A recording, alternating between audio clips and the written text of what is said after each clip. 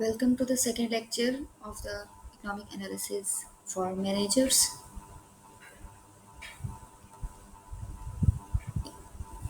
In the previous lecture,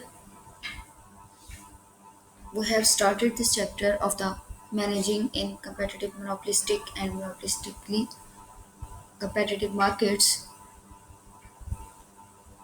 and we have completed the topic of perfect competition.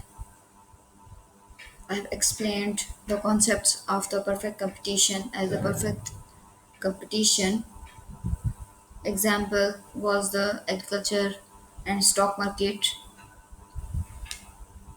Today, our topic of interest is monopoly, that is quite opposite of the perfect competition, as the basic feature of the perfect competition was about the price taker and no buyer and no seller can affect the market price, and market price was determined by the market forces of the demand and supply. But in case of monopoly, there is only one seller who has complete control over the market, and the firm is considered the price maker. It means they can make the price, they can affect the price whenever they need, they can change the quantity, and they can change the price. So, that is considered the basic difference between the perfect competition and monopoly.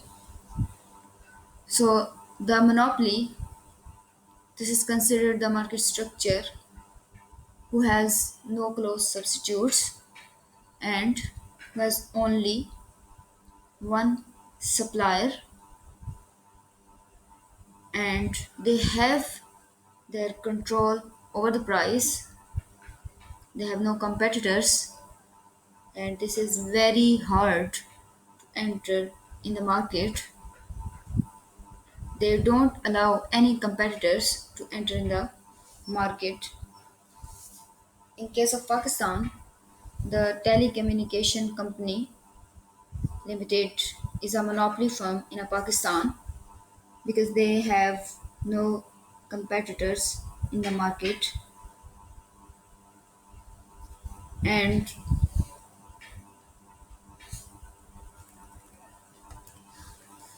these are some examples of the monopoly powers in the markets. First of all, you must have the information that the you must have the differentiation between the perfect competition and monopoly. So the failure of perfect competition is monopoly. It means the market failure. There are some other types of the market failure also, which are including the duopoly,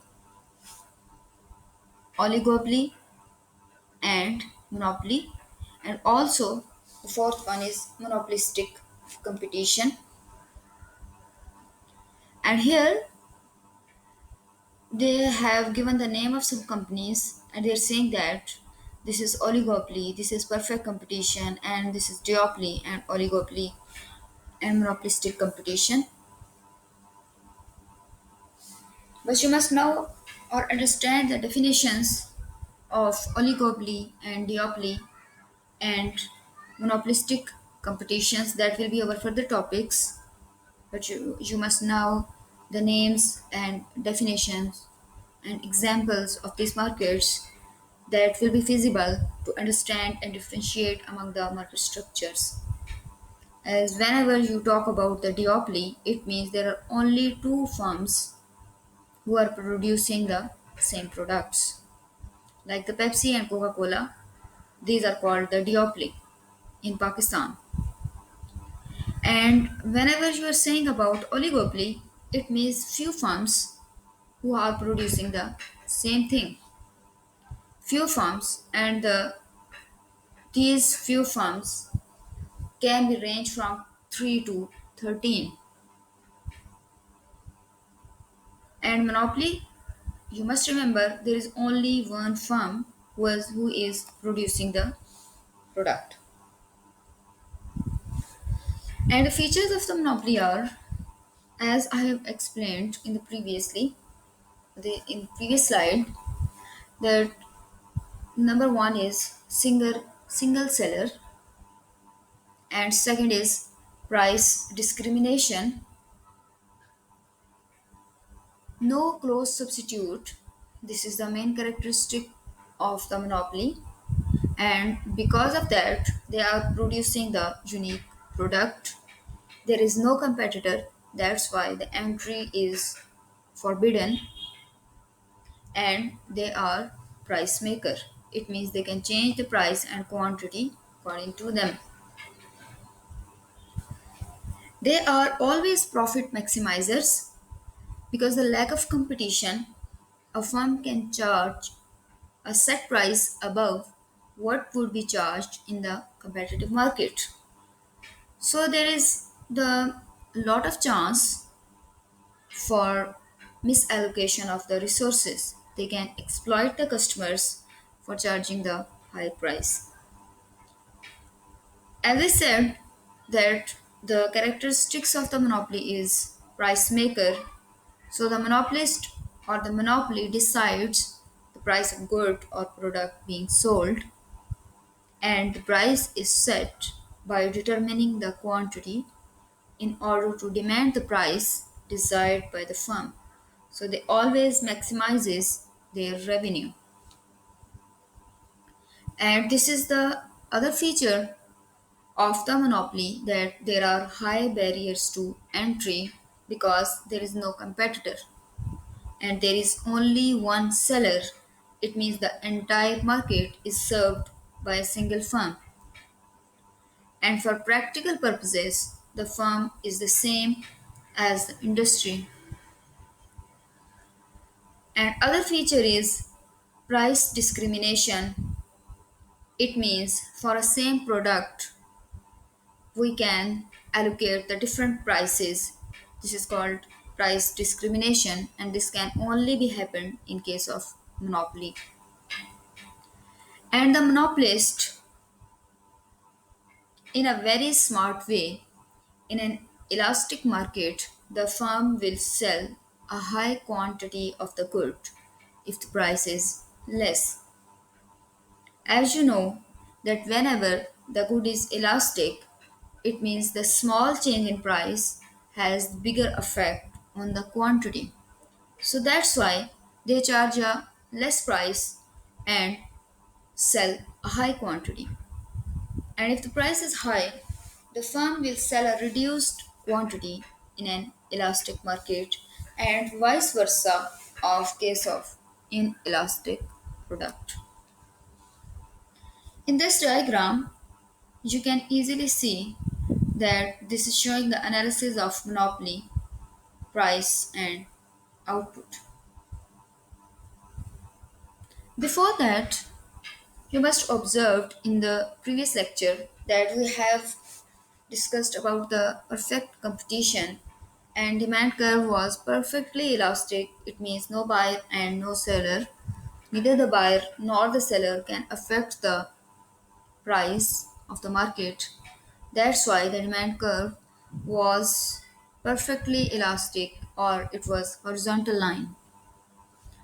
But in this monopoly case, they can change the price, they can affect the quantity. So this demand curve, which is called AR, average revenue, this is negatively sloped. This is like the simply demand curve, as whenever your price is high, you will demand less, and whenever your price is less, you will demand high. It means your demand curve will be negatively sloped. Whenever this average revenue is negatively sloped, so this average revenue uh, and this marginal revenue will lie below the average revenue curve. This will also be the negatively sloped. And in case of market structure, the market equilibrium will always be there, When the profit will be maximized, it means marginal cost is equals to marginal revenue. This point must be noted always in each market structure case, whether it is perfect competition, whether it is monopoly, whether maybe oligopoly or the monopolistic competition, the marginal cost must equals to the marginal revenue. We have drawn the curves of the average revenue and marginal revenue, and we will draw the curve of the marginal cost. This is like upward sloping, and here it is touching to the marginal revenue, so we are getting the equilibrium line. And in case of monopoly, the monopolist will always earn the abnormal or supernormal profit. So you can see here the cost line, this is passing below the average revenue line. It means the price is above and the cost is low.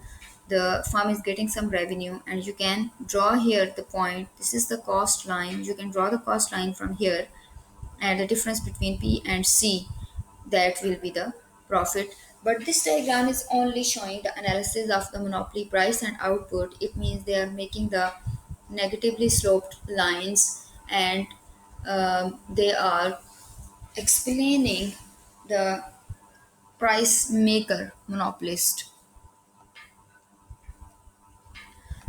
You can go through this video for further explanation of the monopoly.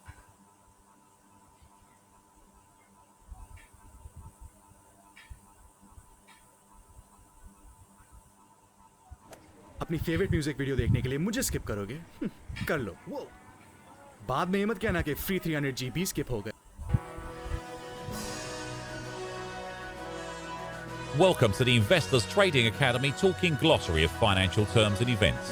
Our word of the day is monopoly. A monopoly situation is when a single company or group owns all or nearly all of a market for a given type of product or service. By definition, monopoly is characterized by an absence of competition, which often results in higher prices and inferior products. According to a strict academic definition, a monopoly is a market containing a single firm. In such instances where a single firm holds monopoly power, the company will typically be forced to divest its assets. Anti-monopoly regulation protects free markets from being dominated by a single entity. A pure monopoly is a single supplier in a market. For the purposes of regulation, monopoly power exists when a single firm controls 25% or more of a particular market. Governments may grant a firm monopoly status, such as with the post office, which was given monopoly status by Oliver Cromwell in 1654. The Royal Mail Group finally lost its monopoly status in 2006 when the market was opened up to competition. A monopoly could be created following the merger of two or more firms. Given that this will reduce the competition, such mergers are subject to close regulation and may be prevented if the two firms gain a combined market share of 25% or more. For example, if you want to buy a new automobile and there's only one brand from which you can purchase your car, that brand will be considered to hold a monopoly. Monopolies are harmful because they allow one entity to set the price on goods without consideration for competitive, affordable pricing. This is because when there's a monopoly, there are no competitors. This leaves customers at the mercy of the monopolist. In the late 1990s, Microsoft faced several suits due to perceived violations of these antitrust laws. Had the Justice Department proved the company was in violation, Microsoft would have been forced to divide itself into subsidiaries in order to break up the potential monopoly. This is happening with Google in Europe at the present, and the most well-known case was in the US when the government forced the telephone companies to break into several regional businesses called Baby Bell.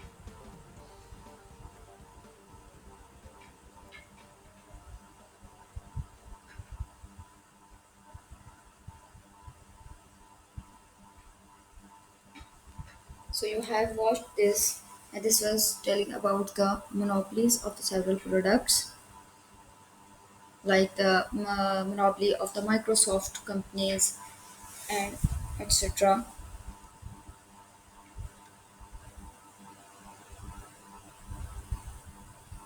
One example, another example of the monopolies is utilities providers also, and one company is the electric company, and the railroads is also the examples of the monopoly, there are some natural monopolies, or you can say the governmental oriented monopolies, like fire protection, cable, TV, um, road, etc.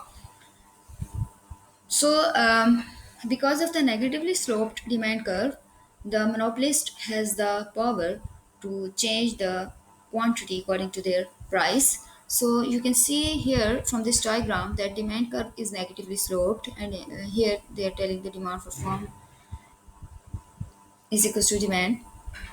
So they have determined this price and they are getting the quantity, and whenever the monopolist is charging the higher price and getting the uh, less quantity. So here you can see that uh, the monopolist can charge the high price, they can exploit the customers according to that. So there is also the chance of the misallocation of the resources. The monopolist, they will not take care of about the high prices, but they will only get the higher revenue. The interest is to get only to the maximization of the profit. Here there are some sources of the monopoly power, and first source is considered the economies of scale, and second is considered the economies of scope, and third is cost complementarity, and fourth one is patents and other legal barriers. First of all, we go through from the economies of scale, as we have explained in the chapter of production theory. What are the economies of scale and these economies of scale? This can be the big reason of the monopoly for the monopolist, so that the economies of scale, whenever there is long run average cost decline as output increases, and this economies of scale, when long run average cost increases as output increases. The analysis of economies of scale also reveals why it is so important to define the relevant market when determining whether or not a firm is a monopolist. As we noted earlier, a gas station may be a monopolist in a small town located several hundred miles from another gas station, whereas a gas station situated in a large city is unlikely to be a monopolist. So, natural monopolies arise as a result of economies of scale, and network effects occur when the value of good or service increases because many other people are using it. So this makes competing goods or services with lower level of adoption unattractive to new customers. The second emergence of the monopoly is economies of scope, and then here the third is cost complementarity. In case of economies of scope, this exists when the total cost of producing two products within the same firm is lower than when the products are produced by the separate firms. It means that in the presence of economies of scope, efficient production requires that a firm produce several products jointly, while multi product firms do not necessarily have